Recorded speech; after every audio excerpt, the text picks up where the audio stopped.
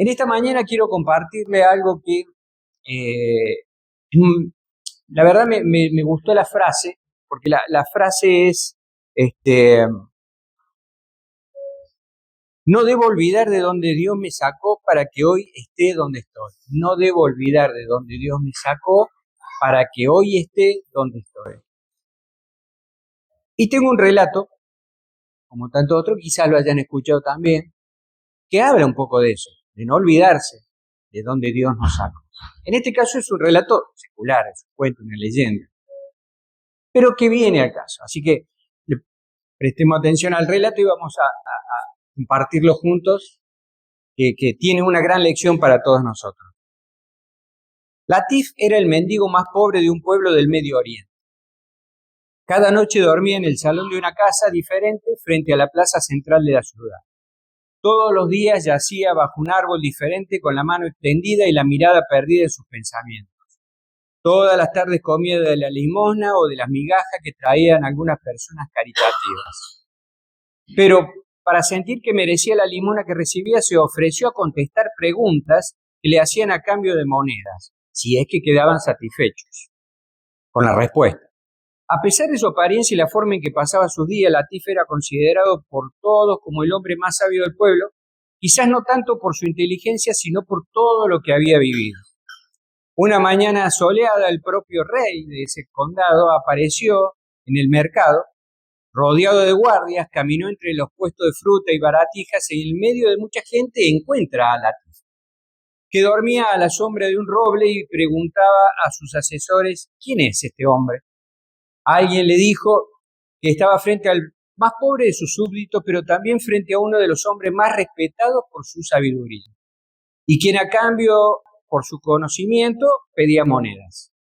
El rey luego se volvió hacia Latif y dijo, si me respondes una pregunta, te daré esta moneda de oro. Latif lo miró, si te gusta la respuesta, le dijo al rey, ¿cuál es tu pregunta? Y el rey le hizo una pregunta compleja que le preocupaba desde hacía días y que no podía resolver. Un problema de bienes y recursos que sus analistas no habían podido resolver. La respuesta de Latif fue precisa, sensata y creativa. El rey se sorprendió, dejó su moneda a los pies del mendigo y siguió su camino por el mercado meditando sobre lo sucedido. Al día siguiente reapareció en el mercado, le volvió a hacer otra pregunta. Latif le contestó correctamente y el rey entonces decidió pedirle que fuera a su palacio y le sirviera como consejero, porque él quería ser un buen rey, quería ser un rey justo y tener esa sabiduría o obtener de alguna manera que tenía Latif. Latif dice que aceptó, después de pensar muchos minutos, aceptó la propuesta del rey y esa misma tarde el mendigo llega al palacio en donde inmediatamente le fue asignado un lujoso cuarto a escasos 200 metros de la alcoba real. En la habitación, una tina de esencia y con agua tibia lo esperaba. Durante las siguientes semanas, las consultas del rey se hicieron habituales. Todos los días a la mañana y a la tarde el monarca mandaba llamar a su nuevo asesor para consultarle sobre los problemas del rey, sobre su propia vida o sobre sus dudas espirituales. Latif siempre contestaba con claridad y precisión.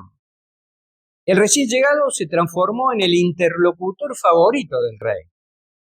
A los 3 meses de su estancia ya no había medida, decisión o fallo que el monarca no consultara con su preciado asesor. Obviamente esto desencadenó los celos de todos los cortesanos que veían en el mendigo consultor una amenaza para su propia influencia y un perjuicio para sus intereses materiales.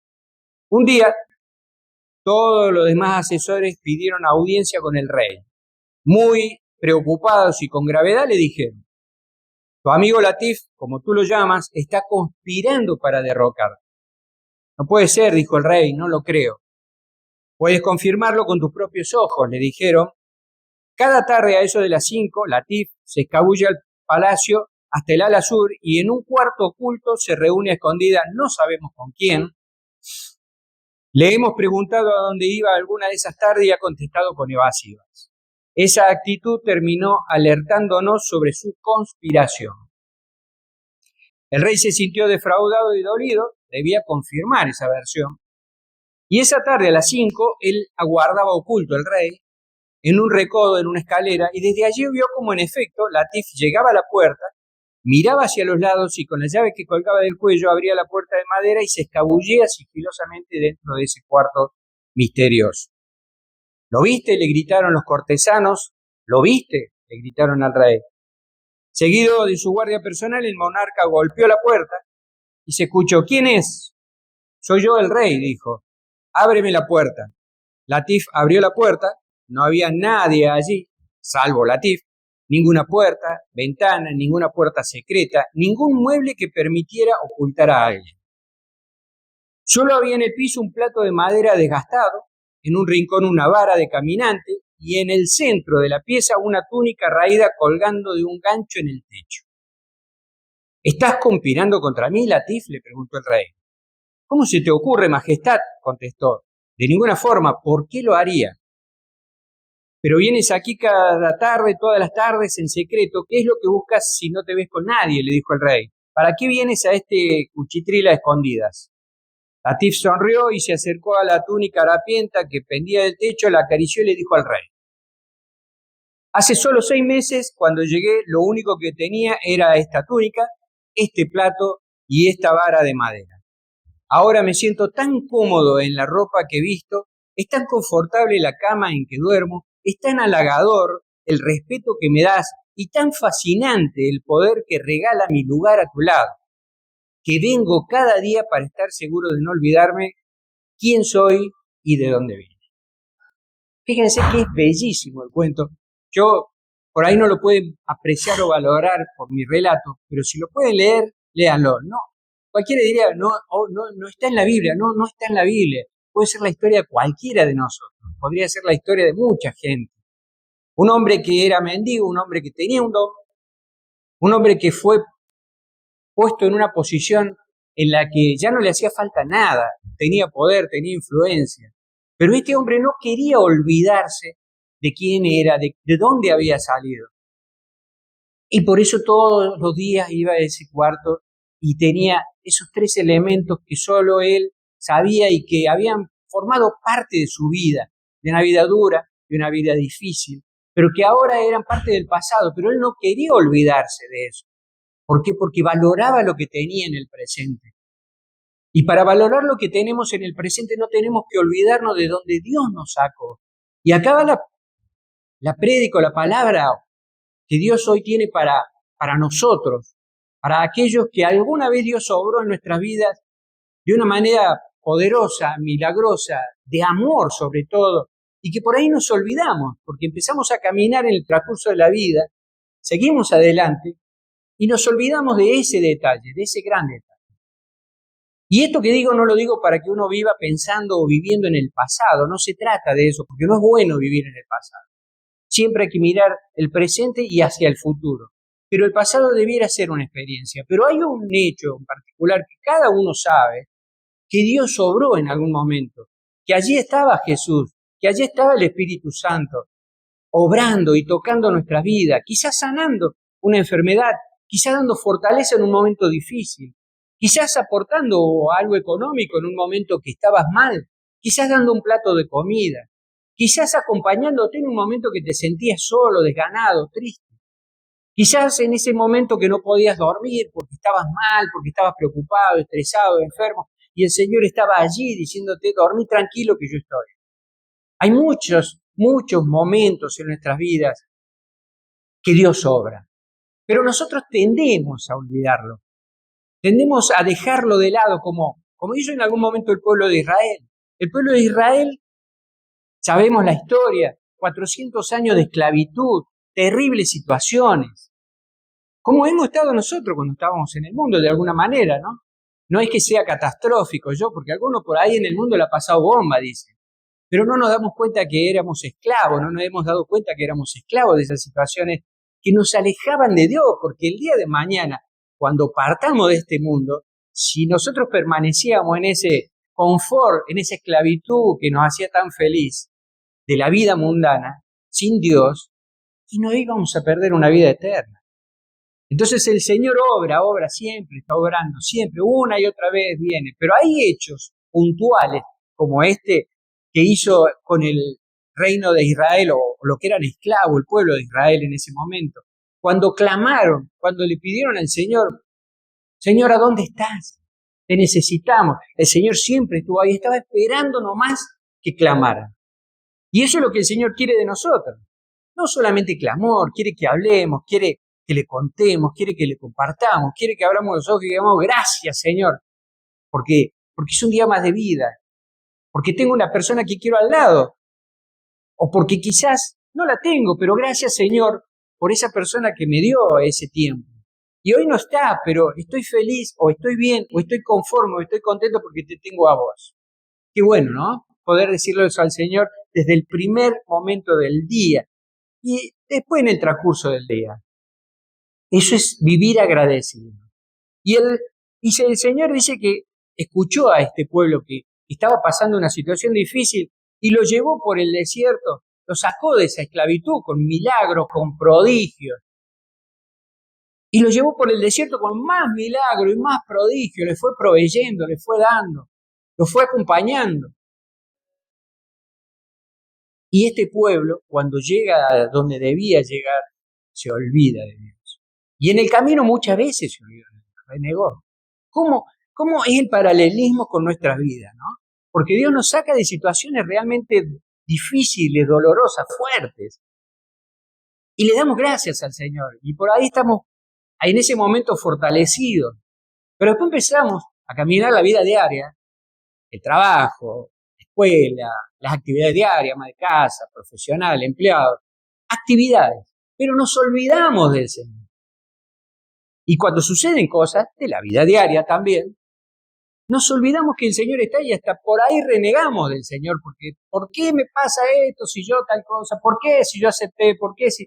No, hacemos lo que el pueblo de Israel hizo en ese éxodo, que lo hemos escuchado infinidad de veces, pero nos tendría que alertar a darnos cuenta que volvemos a hacer lo mismo que ellos. Y el Señor dice, acordate de dónde te saqué. Volvé un poquito la mirada para atrás. Quizás por ahí hoy día estás muchísimo mejor de lo que estabas antes. Bienvenido sea, buenísimo. Por ahí no estés tan mejor en este trayecto, pero Dios está con vos. Ya cambia la perspectiva, ya cambia la situación. Porque no es que porque aceptemos a Jesús, ya lo sabemos, vamos mañana a tener o a poco tiempo ya el auto nuevo, la casa nueva, novia el que no tiene, o novio el que no la tiene. No es eso.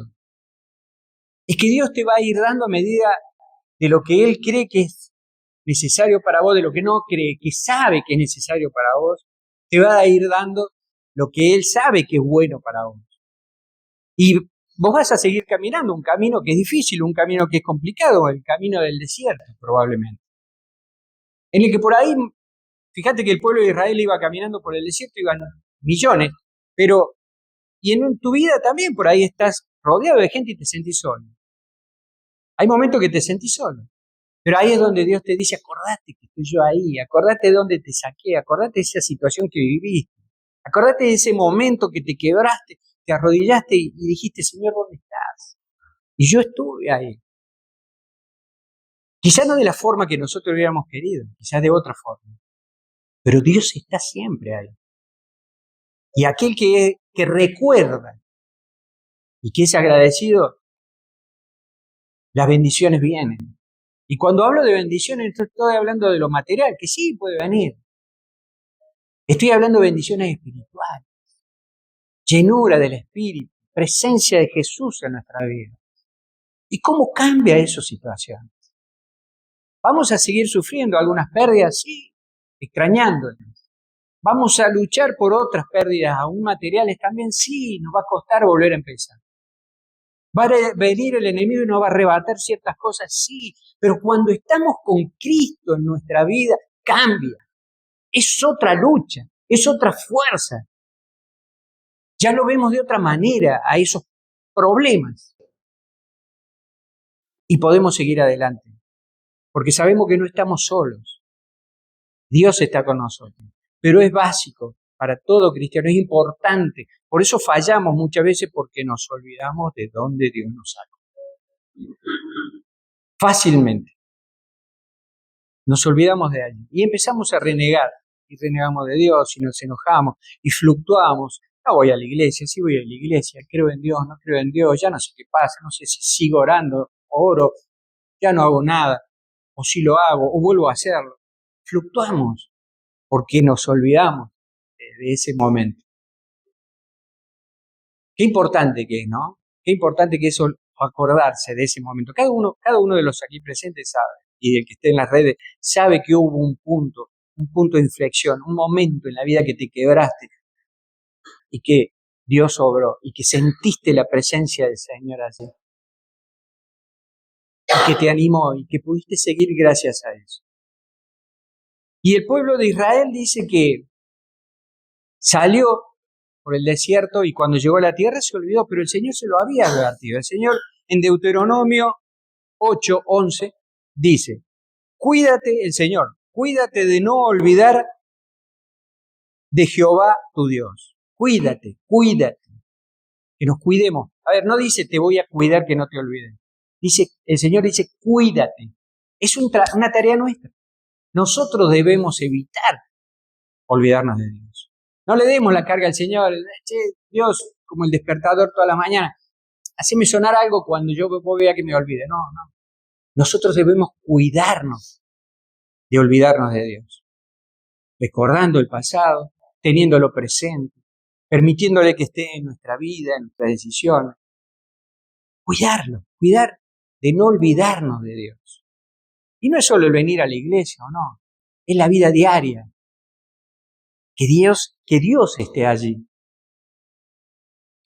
Y dice la palabra, para cumplir sus mandamientos, sus decretos, sus estatutos que yo te ordeno hoy. Muchas veces no cumplimos ciertos mandamientos, ciertos preceptos, ciertas cosas que el Señor nos dice, porque lo tomamos como sugerencia también. Y el Señor dice en su palabra, yo te ordeno. Y nos olvidamos de estos mandamientos, porque nos olvidamos de Dios. Y ahí es donde fallamos. Como cristianos y como personas, fallamos. Porque es una secuencia. Dejamos de lado a Dios, primero nos olvidamos de dónde nos sacó, seguimos la vida, nos olvidamos de Dios y por supuesto, ya listo, las ordenanzas del Señor quedan de lado. Y empezamos a derrapar.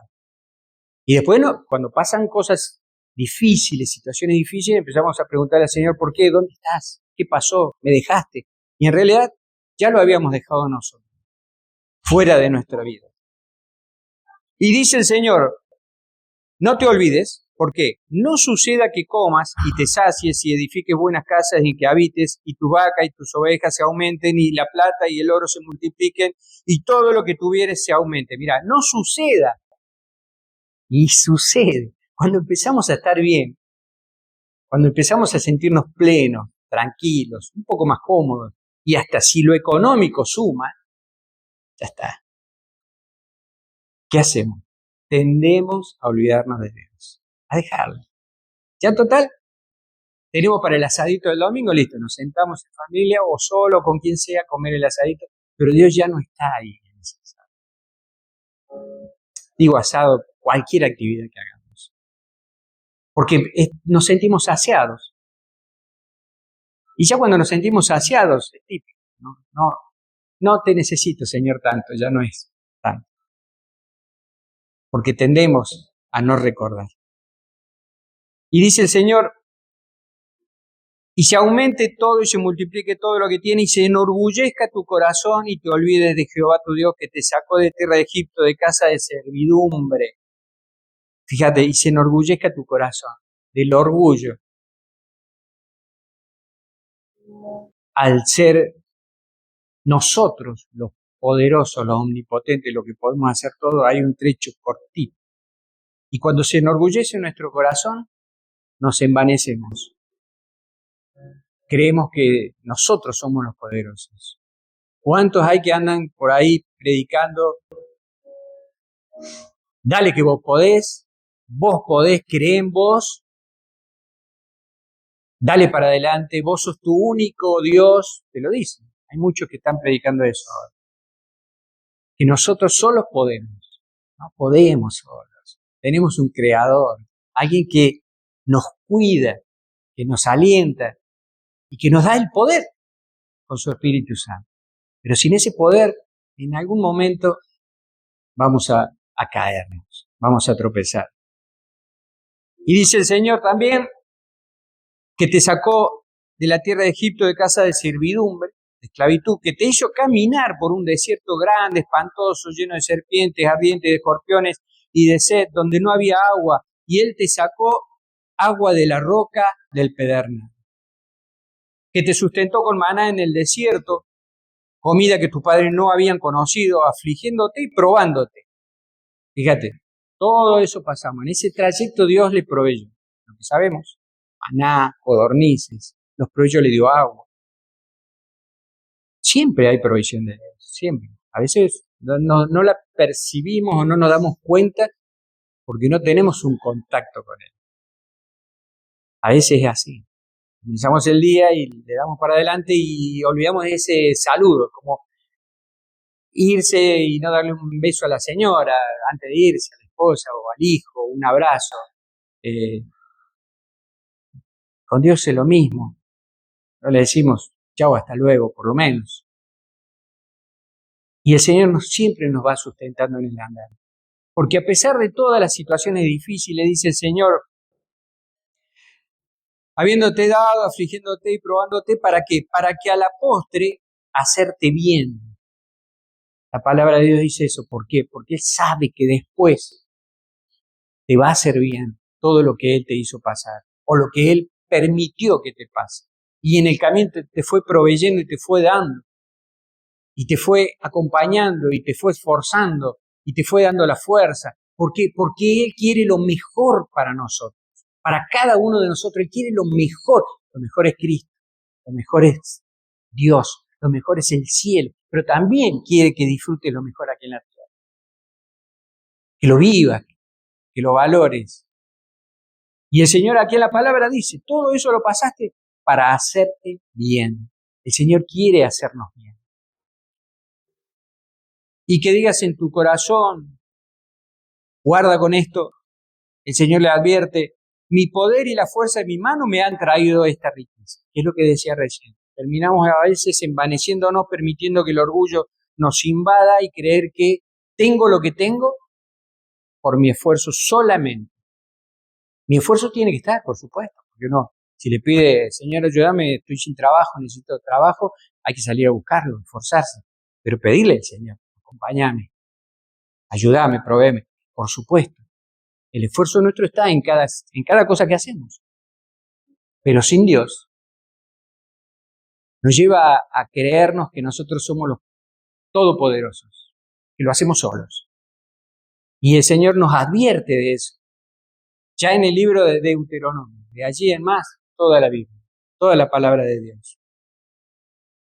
Y dice, si no, acuérdate de Jehová, tu Dios, porque Él te da el poder, el poder y el hacer. Dios nos da el poder y el hacer, no nosotros.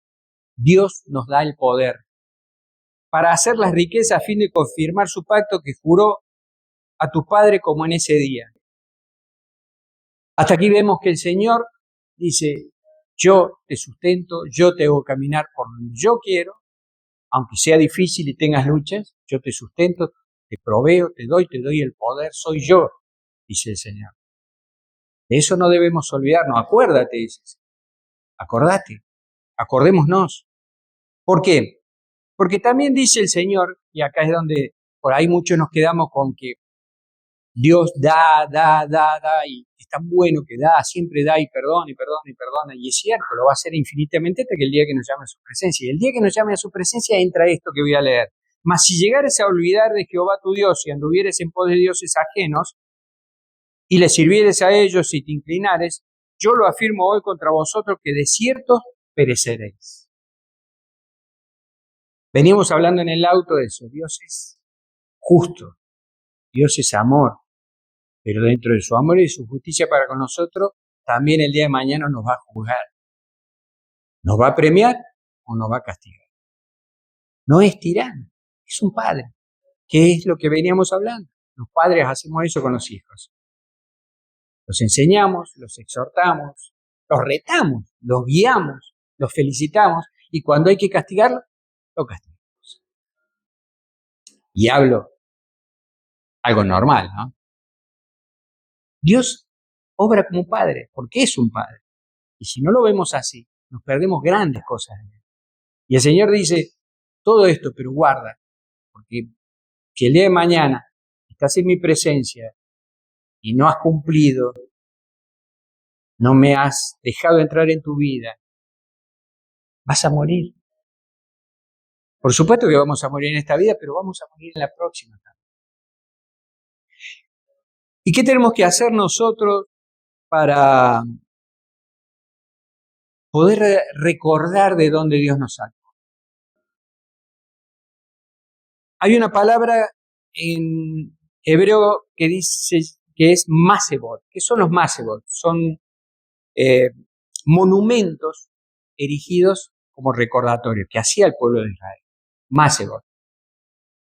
Esos eran piedras en estela, así acostaditas o erigidas para piedras. Y hubo varios eventos en los que el pueblo de Israel, para recordar eventos importantes, edificó estos masebot con piedra o monumentos de recordatorios.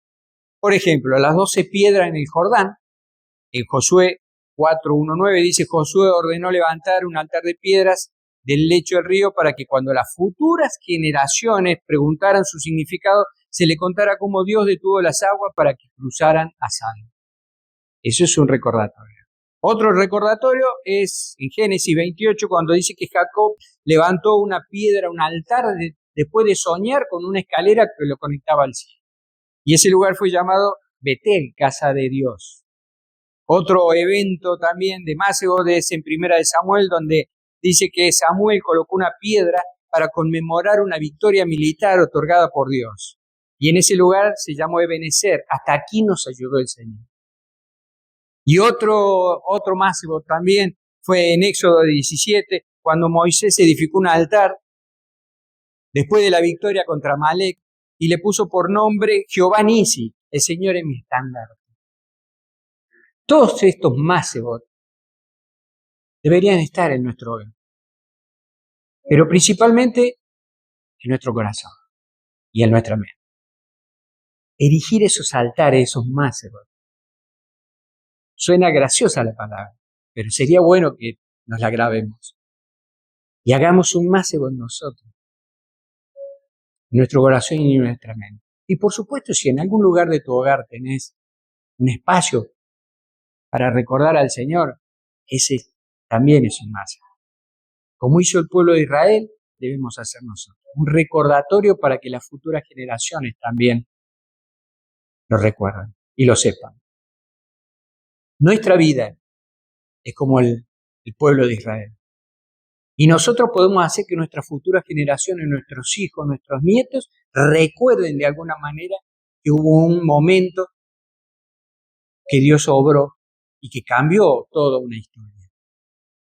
Ese Masebot tiene que estar al alcance de la mano, lo tiene que conocer también nuestras generaciones para saber de dónde nació todo. Nosotros empezamos una historia particular en nuestras vidas y buscamos a Dios y Dios obró y Dios empezó a acompañarnos. Cambió mucho en 30 años, muchas situaciones cambiaron, otras no. Que hubo dificultades, igual, que las hubo luchas, hubo altibajos, hubo caída y volver a levantarse, por supuesto que los hubo, igual que el pueblo de Israel. Pero yo me acuerdo mi propio Masebot, como supongo mi esposa y mis hijos, y se lo hemos contado a nuestros hijos cuál era nuestro Masebot o nuestro momento en el que edificamos un altar, porque ese día obró Dios, en ese momento obró Dios y empezó a ayudarnos y acompañarnos porque nosotros lo buscamos a Él. Y toda una historia familiar cambió. Parece que no, pero sí. Porque no son nuestros nietos y nuestros hijos como cualquier ser humano con virtudes y sus defectos, pero cambió toda una historia familiar que nosotros no la traíamos bien cuando nos conocimos con mi esposa. Y hoy en día mis hijos y mis nietos creen en Dios, saben quién es Jesús, saben quién es el Espíritu Santo, saben para qué está la iglesia. van a la iglesia, buscan de Dios. Vuelvo a decir, no son más perfectos que nadie, tienen errores y tienen mucho camino por recorrer cada uno en su propia vida, desde el más chiquitito hasta el más grande. Pero la historia familiar cambió, porque lo veo en comparación con mis otros familiares o amigos que se quedaron allí, en ese mundo, que yo alguna vez formé parte, pero yo me salí por las situaciones de la vida y porque clamé al Señor. Y ese salir fue acompañado por mi esposa, mutuamente salimos y hicimos que la rama familiar nuestra fuera distinta. Vuelvo a decir, no es esto decir que somos mejores que nadie, para nada, tenemos 1000 errores, pero ya hay algo distinto. Que cuando yo a mi nieto le digo de Jesús, sabe quién es. Y cuando le digo iglesia, sabe para qué es. ¿Cuántos chiquitines hay que no tienen idea? Porque en su casa no les comparten, no le enseñan.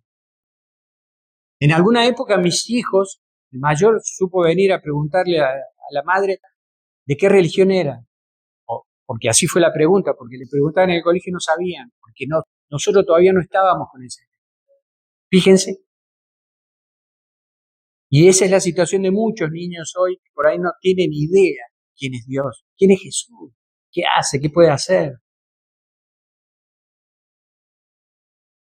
Tenemos que tener nuestro propio mazo, edificarle altares al Señor, adorarlo, venerarlo, no olvidarlo, recordarlo. Por eso finalizo diciéndole la frase que me inspiró a esta palabra, o que siento que el Señor quería que compartiera para ustedes y para mí. No olvides de dónde Dios te sacó para estar donde estás hoy. No olvides. Recuerda de dónde Dios te sacó. Porque por eso, esa obra de Dios, hoy estás donde estás. Y tenés a Jesús en tu vida. Dios lo bendiga. Vamos a orar.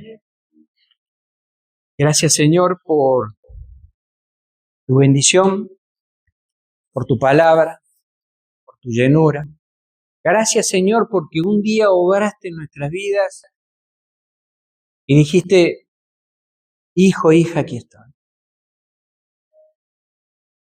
Quizás estabas pasando un momento difícil, enfermedad, soledad, económico, situaciones familiares. Pero clamaste, le pediste al Señor y el Señor estaba esperando eso y obró. Y quizás en este andar de la vida las cosas no han cambiado del todo, pero ya no estás caminando solo. Dios te está proveyendo. Guía durante el día, luz en la noche. Provisión justa y necesaria, como Dios sabe que necesitas. Pero hay mucho camino por recorrer para llegar a ese ser, hombre, mujer que Dios quiere que seas. Gracias, Señor, por permitirnos tener a tu Hijo Jesús en nosotros, darnos de tu Espíritu Santo. Y nos comprometemos a erigir un altar en nuestro corazón, en nuestra mente primeramente, y en nuestra vida, que nuestro hogar sea un altar para vos. Nos comprometemos a tener nuestro máximo, nuestro lugar de adoración, donde pongamos nuestra vista, espiritual sobre todo. Y digamos, de allí me sacó Dios. ¿Cómo ha cambiado mi vida? ¿Cuántas cosas han mejorado? ¿Cuánto de gracia le tengo que dar al Señor por eso? Gracias, Señor, por todo lo que me has dado, por todas las bendiciones, por toda la fortaleza, por todo el esfuerzo, por alentarme, por enviarme tu Espíritu Santo a que me ayude, sobre todo que me ayude a acercarme a ti cada día. Gracias, Jesús, porque al cargar la cruz me mostraste que aún a pesar de las heridas, del desprecio, yo puedo cargar también mis situaciones, mis cruces o lo que sea. Yo lo puedo cargar porque vos lo hiciste por mí. Lo pudiste hacer a pesar de las heridas terribles que tenías. Gracias, Jesús. Y porque al morir en la cruz me dijiste, lo hago por vos. Gracias, Jesús. Para perdonarte todos tus pecados. Para que tu vida sea un antes y un después. Gracias, Jesús, por derramar tu sangre para limpiarme de mis pecados, de todo lo que me equivoqué antes. Y ser un hombre nuevo, una mujer nueva, un siervo tuyo, un testigo tuyo, un discípulo tuyo. Gracias, Espíritu Santo. Gracias, Jesús. Gracias, Señor. Amén. Dios los bendiga.